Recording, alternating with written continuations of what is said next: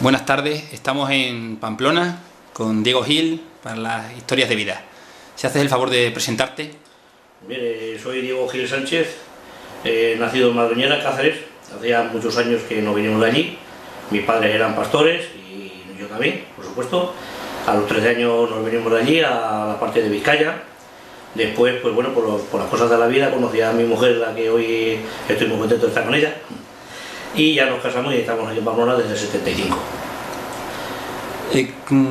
¿Cómo empezaste a relacionarte con el hogar extremeño de Pamplona? Bueno, eso llevábamos ya mucho tiempo ya con ganas de relacionarnos con esta gente, porque sabíamos que estaba aquí, existía, habíamos estado varias veces aquí en el bar y tal, pero teníamos mucha ganas de entrar con ellos directamente, lo mismo en el coro folclórico, que estamos en ello, y que también en la directiva, bueno, lo que se pudiera, digamos, pues ayudar o echar una mano a todo lo que es en el hogar extremeño, ¿no?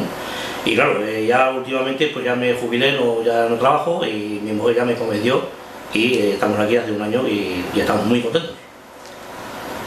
¿Cómo percibes tú Extremadura cuando vuelves ahora de viaje? Oh, a mí se me abre el alma. Sí, la verdad me encanta mucho, no he dejado nunca de ir, porque yo tengo casa allí en mi pueblo, además la arreglé, está muy bonita y me encanta cada vez pues ir más veces. Lo que pasa que bueno, ahora una vez que estoy aquí en el hogar extremeño, también me encuentro un poquito atado, porque claro, hay muchas actuaciones, hay muchos temas de cosas de directiva y tengo que estar dando el callo, y bueno, tengo igual menos tiempo a lo mejor que antes cuando estaba trabajando, pero siempre que tengo ocasión voy a para la tierra. ¿Qué es lo que más echas de menos de tu tierra? Oh, los embutidos y el jamón y ese buen vino y la alegría de mi gente. ¿Y cuál crees tú que puede ser el papel que hacéis los extremeños? ¿Cuál es el papel que hacéis los extremeños que estáis fuera viviendo?